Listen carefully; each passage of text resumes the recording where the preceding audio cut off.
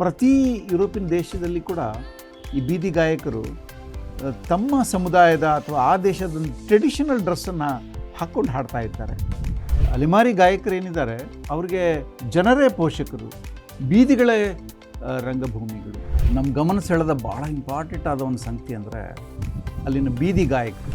ಅದೇನು ಅಪಮಾನದ ಸಂಗತಿನೇ ಅಲ್ಲ ಅವ್ರಿಗೆ, ಮತ್ತು ಅವ್ರು ಯಾರಿಗೂ ಭಿಕ್ಷೆ ಕೂಡ ಬಿಡೋದಿಲ್ಲ. ತಮ್ಮ ಪಾಡಿಗೆ ತಾವು ಹಾಡ್ತಾ ಇರ್ತಾರೆ ಮತ್ತು ಜನ ಅಲ್ಲಿ ಇಟ್ಟಿರೋ ಒಂದು ರಟ್ಟಿನ ಪೆಟ್ಟಿಗೆಯಲ್ಲಿ ಅಥವಾ ಹ್ಯಾಟ್ನಲ್ಲಿ ಹಣವನ್ನು ಹಾಕ್ತಾರೆ. ಹಾಗೊಂದು ಘನತೆಯಿಂದ ಅವರು ತಮ್ಮ ಕಲಾವಿದರ ವ್ಯಕ್ತಿತ್ವವನ್ನು ಕೂಡ ನಾವು ಉಳಿಸ್ಕೊಂಡಿರೋದನ್ನು ನಾವು ನೋಡಬಹುದು. ಥಿಯೇಟ್ರಿಗೆ ಹೋಗಿ ಅಲ್ಲಿನ ಸಂಗೀತವನ್ನು, ಅಲ್ಲಿನ ಸಂಗೀತ ನಾಟಕವನ್ನು ನೋಡಬೇಕು ಅಂತ ಆಸೆ ಇಟ್ಕೊಂಡಿದ್ವಿ. ಆದರೆ ನಮಗೆ ಬೇಕಾದಷ್ಟು ಸಂಗೀತವನ್ನು ನಮಗೆ ಯುರೋಪಿನ ಬೀದಿಗಳಲ್ಲೇ ಕೇಳೋಕ್ಕೆ ಸಿಕ್ತು.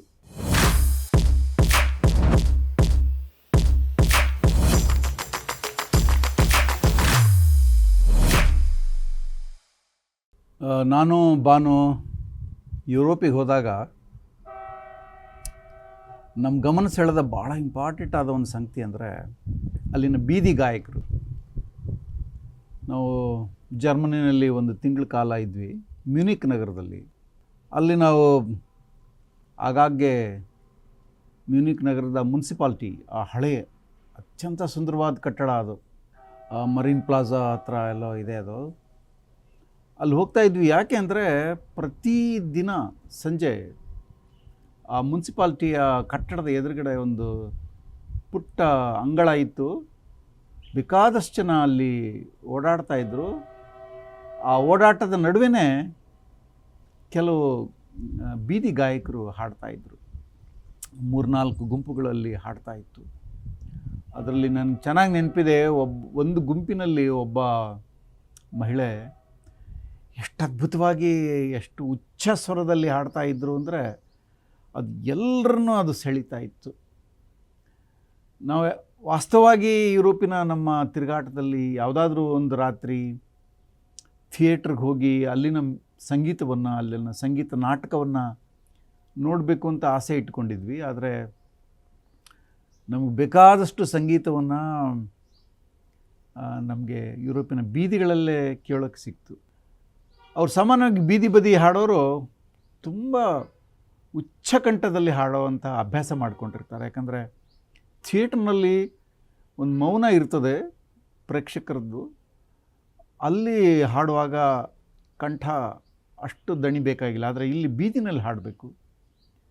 ನಮ್ಮ ಬಯಲಾಟದಲ್ಲಿ, ಕೃಷ್ಣ ಪಾರಿಜಾತದಲ್ಲಿ ಕೂಡ ತುಂಬ ಉಚ್ಚಕಂಠದಲ್ಲಿ ಹಾಡುವಂಥ ಒಂದು ಪದ್ಧತಿ ಇತ್ತು. ಯಾಕೆಂದರೆ ಅವು ಬೀದಿನಲ್ಲಿ ಅಥವಾ ಹಳ್ಳಿಯ ಮಧ್ಯದಲ್ಲಿ, ಊರ ಮಧ್ಯದಲ್ಲಿ ಅವರು ನಾಟಕ ಮಾಡ್ತಿದ್ರು. ಬೇಕಾದಷ್ಟು ಪಬ್ಲಿಕ್ನ ಒಂದು ಏನು ಗುಜುಗುಜು ಶಬ್ದಗಳ ನಡುವೆ ಅವರು ಹಾಡಬೇಕಾಗಿದ್ದರಿಂದ ಬಹಳ ಉಚ್ಚಕಂಠದಲ್ಲಿ ಹಾಡ್ತಾಯಿದ್ರು. ಕೃಷ್ಣ ಪಾರಿಜಾತ ರಂಗಭೂಮಿಯಲ್ಲಿ ಬಿಜಾಪುರದಲ್ಲಿ ಅಪ್ಪಲ್ಲನದ ಹಾಡ್ತಾಯಿದ್ರೆ ತಂಪು ಹೊತ್ತಲ್ಲಿ 3 ಕಿಲೋಮೀಟ್ರ್ ಕೇಳ್ತಾ ಇತ್ತು, ಯಾವುದೇ ಮೈಕಿಲ್ಲದೆ ಅಂತ ಕಥೆಗಳನ್ನು ನಾವು ಕೇಳಿದ್ದೀವಿ. ಆಕೆ ಉಚ್ಚಕಂಠದಲ್ಲಿ ಮಾತ್ರ ಹಾಡ್ತಿರಲಿಲ್ಲ. ಜರ್ಮನಿಯ ಗಾಯಕಿ ಭಾಳ ಮಧುರವಾಗಿ ಕೂಡ ಹಾಡ್ತಾ ಇದ್ಲು. ಸೊ ಬೇರೆ ಎಲ್ಲ ಗುಂಪುಗಳಿಗೆ ಹೋಲಿಸಿದರೆ ಅಲ್ಲಿ ಜನ ಜಾಸ್ತಿ ಇದ್ದರು, ಯಾಕಂದರೆ ಅವಳೊಬ್ಬ ಶ್ರೇಷ್ಠ ಗಾಯಕಿಯಾಗಿದ್ಲು.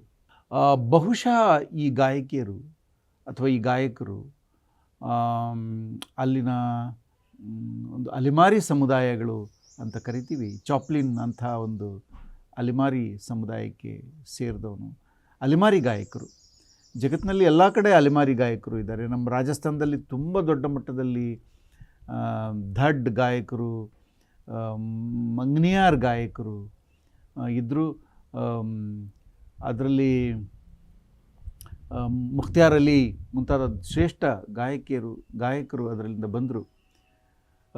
ಈ ಅಲೆಮಾರಿ ಗಾಯಕರೇನಿದ್ದಾರೆ ಅವ್ರಿಗೆ ಜನರೇ ಪೋಷಕರು, ಬೀದಿಗಳೇ ರಂಗಭೂಮಿಗಳು.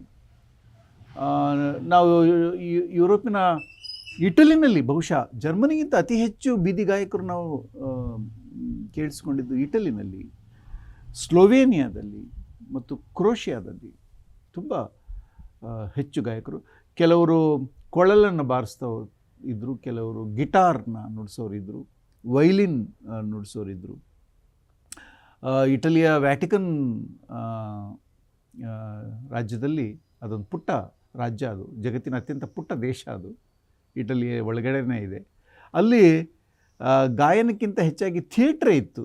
ಆ ಜೆನೂಬ್ ನದಿ ಅಂತ ಏನಿದೆ, ಆ ನದಿಯ ಮೇಲಿನ ಒಂದು ವಿಶಾಲವಾದ ಸೇತುವೆಯಲ್ಲಿ ಹಳೇ ಒಂದು ರೋಮನ್ ಕಲ್ಚರ್ ನಲ್ಲಿ ಸೈನ್ಯ ಹೇಗಿರ್ತಿತ್ತು, ಯುದ್ಧ ಹೆಂಗಿರ್ತಿತ್ತು, ಅದರ ಅಭಿನಯವನ್ನು ಆ ಗಾಯಕರು ಮಾಡ್ತಾಯಿದ್ರು. ಸೊ ಹೀಗಾಗಿ ಇಡೀ ಯುರೋಪ್ನ ಪ್ರವಾಸ ಮಾಡೋರಿಗೆ ಅಲ್ಲಿನ ಒಂದು ಪಾರಂಪರಿಕ ಕಲೆಗಳನ್ನು ನಾವು ಥಿಯೇಟ್ರ್ನಲ್ಲೇ ನೋಡಬೇಕಾಗಿಲ್ಲ, ಬೀದಿಗಳಲ್ಲಿ ಕೂಡ ನೋಡಬಹುದು. ಬಹುಶಃ ಜಿಪ್ಸಿ ಜನಾಂಗಕ್ಕೆ ಸೇರಿದವರಾಗಿರ್ಬೋದು. ಕೆಲವೊಮ್ಮೆ ಬೇರೆ ಬೇರೆ ಕಲಾಶಾಲೆಗಳಲ್ಲಿ ಕಲಿಯುವ ವಿದ್ಯಾರ್ಥಿಗಳು ಕೂಡ ಬಂದು ಬೀದಿನಲ್ಲಿ ಹಾಡ್ತಾ ಇರ್ತಾರೆ. ಮ್ಯೂನಿಕಲ್ಲಿ ಒಬ್ಬ ಪರಮ ಸುಂದರಿ ಒಬ್ಬಳು ಹಾಡ್ತಾ ಇದ್ಲು. ಒಂದು ಕಡೆ ಒಬ್ಬಳೇ ಇದ್ಲು. ಅವಳು ನೋಡಿದರೆ ಬಹುಶಃ ಕಾಲೇಜು ವಿದ್ಯಾರ್ಥಿನಿ ಅಂತ ಕಾಣುತ್ತೆ. ತನ್ನ ಕಾಲೇಜು ವಿದ್ಯಾಭ್ಯಾಸಕ್ಕೆ ಬೇಕಾದ ಹಣವನ್ನು ಅವಳು ತಾನು ಕಲಿತಾ ಇದ್ದ ಕಾಲೇಜಿನಲ್ಲಿ ಬಳಕೆ ಮಾಡೋದಕ್ಕೆ, ಹಣವನ್ನು ಸಂಪಾದನೆ ಮಾಡೋದಕ್ಕೆ ಹಾಡ್ತಾ ಇದ್ಲು ಅಂತ ಯಾರೋ ನಮಗೆ ಹೇಳಿದರು. ಅದೇನು ಅಪಮಾನದ ಸಂಗತಿನೇ ಅಲ್ಲ ಅವ್ರಿಗೆ. ಮತ್ತು ಅವ್ರು ಯಾರಿಗೂ ಭಿಕ್ಷೆ ಕೂಡ ಬೇಡೋದಿಲ್ಲ, ತಂಪಾಡಿಗೆ ತಾವು ಹಾಡ್ತಾ ಇರ್ತಾರೆ. ಮತ್ತು ಜನ ಅಲ್ಲಿ ಇಟ್ಟಿರೋ ಒಂದು ರಟ್ಟಿನ ಪೆಟ್ಟಿಗೆಯಲ್ಲಿ ಅಥವಾ ಹ್ಯಾಟ್ನಲ್ಲಿ ಹಣವನ್ನು ಹಾಕ್ತಾರೆ. ಹಾಗೊಂದು ಘನತೆಯಿಂದ ಅವರು ತಮ್ಮ ಕಲಾವಿದರ ವ್ಯಕ್ತಿತ್ವವನ್ನು ಕೂಡ ನಾವು ಉಳಿಸ್ಕೊಂಡಿರೋದನ್ನು ನಾವು ನೋಡಬಹುದು. ಯುರೋಪಿನ ನಗರಾಡಳಿತಗಳು ಈ ಕಲಾವಿದರಿಗೆ ಹೆಚ್ಚಿಗೆ ತೊಂದರೆ ಮಾಡೋದಿಲ್ಲ. ಅಂದರೆ ಟ್ರಾಫಿಕ್ಕಿಗೆ ತೊಂದರೆ ಆಗದ ಹಾಗೆ ಅವರು ರಸ್ತೆಯನ್ನು ನಿರ್ಬಂಧ ಮಾಡದೆ ಒಂದು ಮೂಲೆಯಲ್ಲಿ ಇದ್ಕೊಂಡು ಹಾಡೋಕ್ಕೆ ಒಂದು ಅವಕಾಶ ಕೊಟ್ಟಿದ್ದಾರೆ. ಯಾಕಂದರೆ ಹೊರಗಿಂದ ಬಂದ ಪ್ರವಾಸಿಗರಿಗೆ ಬಹಳ ಇಂಪಾರ್ಟೆಂಟ್ ಆದ ಒಂದು ಆಕರ್ಷಣೆ ಈ ಗಾಯನ. ಸೊ ಅವ್ರಿಗೆ ಹೆಚ್ಚು ತೊಂದರೆ ಮಾಡೋದಿಲ್ಲ ನಗರಾಡಳಿತ. ಅವರು ಕೂಡ ತಿರುಗಾಟಕ್ಕೆ, ರಸ್ತೆಗೆ ಏನು ಹೆಚ್ಚು ತೊಂದರೆ ಮಾಡದೆ ಒಂದು ಜಾಗದಲ್ಲಿ ಇದ್ದು ಹಾಡ್ತಾ ಇರ್ತಾರೆ. ನಾನು ಗಮನಿಸಿದ ಸಂಗತಿ ಏನು ಅಂತಂದರೆ, ಈ ಕಲಾವಿದರ ಜೊತೆಗೆ ನಾಯಿಗಳು ಇರ್ತಾಯಿತ್ತು. ಅದರಲ್ಲೂ ಸ್ಲೋವೇನಿಯಾದಲ್ಲಿ ಒಬ್ಬ ಹುಡುಗ ಅಲ್ಲಿನ ಟ್ರೆಡಿಷನಲ್ ಡ್ರೆಸ್ ಹಾಕ್ಕೊಂಡು ಹಾಡ್ತಾ ಇದ್ದ. ಪ್ರತಿ ಯುರೋಪಿಯನ್ ದೇಶದಲ್ಲಿ ಕೂಡ ಈ ಬೀದಿ ಗಾಯಕರು ತಮ್ಮ ಸಮುದಾಯದ ಅಥವಾ ಆ ದೇಶದ ಟ್ರೆಡಿಷನಲ್ ಡ್ರೆಸ್ಸನ್ನು ಹಾಕ್ಕೊಂಡು ಹಾಡ್ತಾ ಇರ್ತಾರೆ. ಮತ್ತು ಜೊತೆಯಲ್ಲಿ ಒಂದು ನಾಯಿ ಮಲಗಿರುತ್ತೆ, ಅದು ಸಂಗೀತ ಕೇಳ್ತಾ ಕೇಳ್ತಾ ಮಲಗಿರುತ್ತೆ. ಬಹಳ ಜನ ಆ ಸಂಗೀತಕ್ಕೆ ಒಲಿಯೋದಕ್ಕಿಂತಲೂ ಈ ನಾಯಿ ಮರಿಗೆ ಮುದ್ದು ಮಾಡೋದಕ್ಕಾಗಿಯೇ ಬಂದು ಹಣವನ್ನು ಹಾಕೋಗೋದನ್ನು ಕೂಡ ನಾವು ನೋಡ್ಬೋದು. ಇದು ಜನರನ್ನು ಆಕರ್ಷಣೆ ಮಾಡೋದಕ್ಕಾಗಿ ನಾಯಿನ ಅವ್ರು ಇಟ್ಕೊಂಡಿದ್ದಾರೆ ಅಂತ ಏನು ನನಗೆ ಅನ್ನಿಸ್ಲಿಲ್ಲ. ಯಾಕಂದರೆ ಅಲ್ಲಿನ ಪೇಂಟಿಂಗ್ಸ್ನಲ್ಲಿ, ಅಲ್ಲಿನ ಶಿಲ್ಪದಲ್ಲಿ ನಾಯಿ ತುಂಬ ದೊಡ್ಡ ಪ್ರಮಾಣದಲ್ಲಿ ಕಾಣಿಸ್ಕೊಂಡಿದೆ. ಇಟಲಿಯ ರೋಮ್ನಲ್ಲಿರುವ ಅಲ್ಲಿನ ಮ್ಯೂಸಿಯಂಗಳಲ್ಲಿ, ಕಲಾಶಾಲೆಗಳಲ್ಲಿ ದೊಡ್ಡ ದೊಡ್ಡ ಚಿತ್ರಪಟಗಳಿವೆ. ಅಲ್ಲೆಲ್ಲ ನೋಡಿದರೆ ಅಲ್ಲಿನ ಕಲಾವಿದರು ನಾಯಿಯನ್ನು ಬಹಳ ವಿಶೇಷವಾಗಿ ಚಿತ್ರಿಸಿದ್ದಾರೆ. ಅವರು ಅಡುಗೆ ಮಾಡ್ತಿರುವಾಗ ನಾಯಿ ಯಾವ ಥರ ಬಿಹೇವ್ ಮಾಡ್ತಾಯಿದೆ, ಸಂಗೀತ ನುಡಿಸುವಾಗ ನಾಯಿ ಯಾವ ಥರ ಬಿಹೇವ್ ಮಾಡ್ತಾಯಿದೆ, ಅವ್ರ ಬೇಟೆಗೆ ಒಂದು ಪ್ರಾಣಿಯನ್ನು, ಬೇಟೆಯಿಂದ ತಂದ ಪ್ರಾಣಿಯನ್ನು ಹಸಿಗೆ ಮಾಡುವಾಗ ಯಾವ ಥರ ನೋಡ್ತಾ ಇದೆ.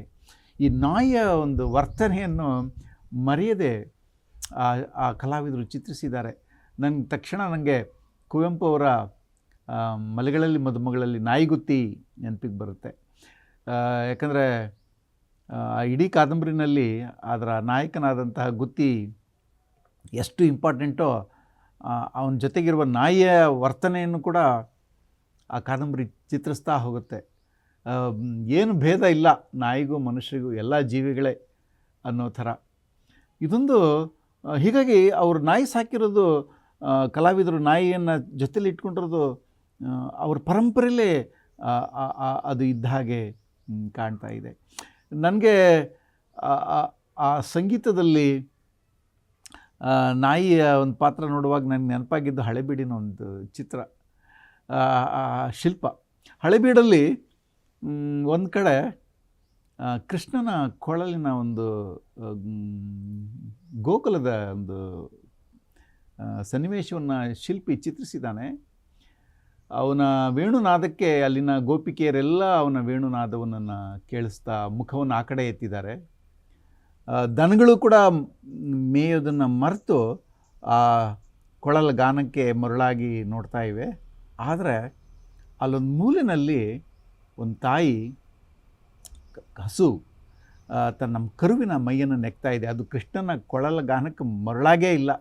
ಯಾಕಂದರೆ ಆ ಕೃಷ್ಣನ ಕೊಳಲಿನ ಗಾನಕ್ಕಿಂತಲೂ ಅದಕ್ಕೆ ಬಹಳ ಮುಖ್ಯವಾದ್ದು ತನ್ನ ವತ್ಸ, ತನ್ನ ಮಗು, ತನ್ನ ಕರುವಿನ ಪ್ರೀತಿ ಅಂತ. ಆ ಶಿಲ್ಪಿ ಆ ದೈವಿಕ ಸಂಗೀತಕ್ಕಿಂತಲೂ ತಾಯಿಯ ಮಮತೆ ಎಷ್ಟು ದೊಡ್ಡದು ಅನ್ನೋದನ್ನು ಕಾಣಿಸೋಕ್ಕಾಗಿ ಆ ಶಿಲ್ಪ ಮಾಡ್ದಂಗೆ ಕಾಣ್ತಾ ಇದೆ. ನನಗೆ ಆ ನಾಯಿ ಮತ್ತು ಆ ಕಲಾವಿದರ ಚಿತ್ರ ನೋಡುವಾಗ ನಮ್ಮ ಈ ಹಳೆಬೀಡಿನ ಈ ಶಿಲ್ಪ ನನಗೆ ನೆನಪಾಯಿತು. ಭಾರತದಲ್ಲಿ ಕೂಡ ಪ್ರವಾಸೋದ್ಯಮದ ಭಾಗವಾಗಿ ಆಯಾ ಭಾಗದ ಜನಪದ ಕಲಾವಿದರು ಬೀದಿಯಲ್ಲಿ ಬಂದು ಹಾಡೋದನ್ನು ನಾವು ನೋಡ್ಬೋದು. ಇದು ಅತಿ ಹೆಚ್ಚಾಗಿ ರಾಜಸ್ಥಾನದಲ್ಲಿ ನೋಡ್ಬೋದು. ಅಲ್ಲಿನ ಮಂಗ್ನಿಯಾರ್ ಗಾಯಕರು, ಮಿರಾಶಿ ಗಾಯಕರು ಇಡೀ ರಾಜಸ್ಥಾನ, ಗುಜರಾತ ಮತ್ತು ಈಗ ಪಾಕಿಸ್ತಾನದ ಭಾಗವಾಗಿರುವ ಅನೇಕ ಆ ಮರುಭೂಮಿಯ ಇಡೀ ಒಂದು ವಲಯದಲ್ಲಿ ಶತಮಾನಗಳಿಂದ ತಿರುಗಾಡಿಕೊಂಡು ಅವರು ಹಾಡ್ತಾ ಇದ್ದವರು. ಅವರೊಳಗಿಂದ ಬಹಳ ಪ್ರಸಿದ್ಧ ಕ್ಲಾಸಿಕಲ್ ಗಾಯಕರು ಕೂಡ ಮೂಡಿದರು. ರೇಷ್ಮಾ ಕೂಡ ಆ ಥರದ ಒಂದು ಅಲೆಮಾರಿ ಸಮುದಾಯದ ಒಳಗಿಂದ ಬಂದ ಅಂಥ ಒಬ್ಬ ದೊಡ್ಡ ಗಾಯಕಿ. ಮುಖ್ತಿಯಾರ್ ಅಲಿ ಕೂಡ. ನೀವು ಜೋಧ್ಪುರ್ ಅಥವಾ ಜೈಸಲ್ಮೀರ್, ಉದಯಪುರ್ ಹೋದರೆ ಅಲ್ಲಿನ ಕೋಟೆಗಳಲ್ಲಿ, ಅರಮನೆ ಮುಂಭಾಗದಲ್ಲಿ, ಕೆಲವೊಮ್ಮೆ ದೊಡ್ಡ ದೊಡ್ಡ ಹೋಟ್ಲುಗಳಲ್ಲಿ ಕೂಡ ಈ ಗಾಯಕರು ತಮ್ಮ ಸಾಂಪ್ರದಾಯಿಕ ಹಾಡುಗಳನ್ನು ಹಾಡೋದನ್ನು, ರಾವಣ ಹಸ್ತ ಅಂತ ಒಂದು ವಾದ್ಯ, ತಂತಿ ವಾದ್ಯ, ಅದನ್ನು ಬಾರಿಸ್ತಾ ಹಾಡೋದನ್ನು ನಾವು ನೋಡ್ಬೋದು. ಹೀಗಾಗಿ ಯುರೋಪಿನಲ್ಲಿ ಆದ ಹಾಗೆ ನಮ್ಮ ಭಾರತದ ಕೆಲವು ಭಾಗಗಳಲ್ಲಿ ಕೂಡ ಈ ಬೀದಿ ಕಲಾವಿದರು ಅಥವಾ ಅಲ್ಲಿನ ಜನಪದ ಕಲಾವಿದರು ಅದರ ಟೂರಿಸಮ್ನ ಭಾಗ ಆಗಿದ್ದಾರೆ. ಭಾರತದ ಎಲ್ಲ ರಾಜ್ಯಗಳಲ್ಲಿ ಬೇರೆ ಬೇರೆ ಬಗೆಯ ಈ ಬಗೆಯ ಬೀದಿ ಗಾಯಕರು ಇದ್ದಾರೆ. ನಮ್ಮಲ್ಲಿ ಚೌಡ್ಕಿಯವರು, ಮಂಟೆಸ್ವಾಮಿ ಗಾಯಕರು, ವೇಷಗಾರರು, ಅವರು ಹಾಡ್ತಾರೆ ಮತ್ತು ನಟನೆ ಮಾಡ್ತಾರೆ. ಬೆಂಗಾಲ್ನಲ್ಲಿ ಬಾವುಲ್ರು,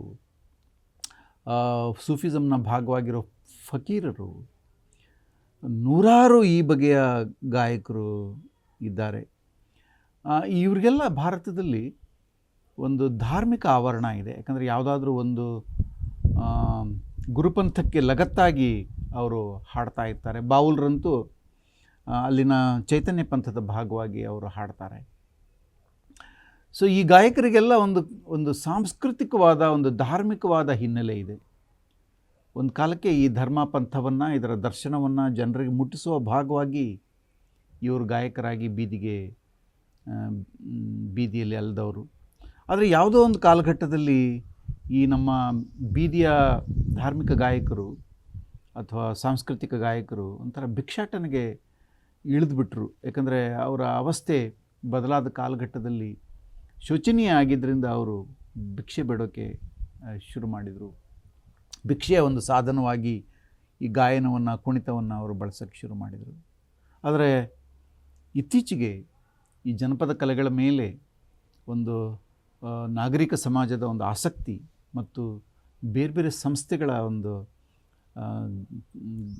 ಶ್ರದ್ಧೆಯ ಕಾರಣಕ್ಕಾಗಿ ಈ ಗಾಯಕರು ಮತ್ತೊಮ್ಮೆ ಥಿಯೇಟ್ರಿಗೆ, ನೆರೆದ ಪ್ರೇಕ್ಷಕರ ಮುಂದೆ ನಗರಗಳಲ್ಲಿ ಹಾಡುವಂತಹ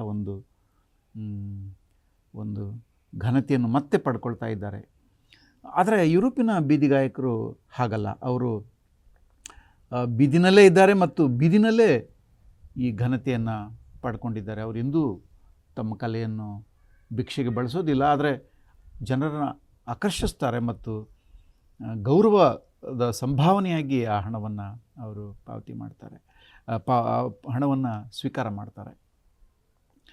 ಸೊ ಯುರೋಪ್ಗೆ ಹೋದಾಗ ನಮ್ಗೆ ಸಹಜವಾಗಿ ಅಲ್ಲಿನ ಪಾರಂಪರಿಕ ಕಟ್ಟಡಗಳು, ಅಲ್ಲಿನ ಆಧುನಿಕ ವಿಸ್ಮಯಕಾರಿಯಾದಂತಹ ವಿದ್ಯಮಾನಗಳು, ಇವುಗಳೆಲ್ಲ ಆಕರ್ಷಣೆ ಮಾಡುತ್ತೆ. ಆದರೆ ಈ ಬೀದಿ ಗಾಯಕರು ಅಷ್ಟೇ ಇಂಪಾರ್ಟೆಂಟಾಗಿ ಅಲ್ಲಿನ ಪ್ರವಾಸೋದ್ಯಮವನ್ನು ಜೀವಂತ ಇಟ್ಟಿದ್ದಾರೆ.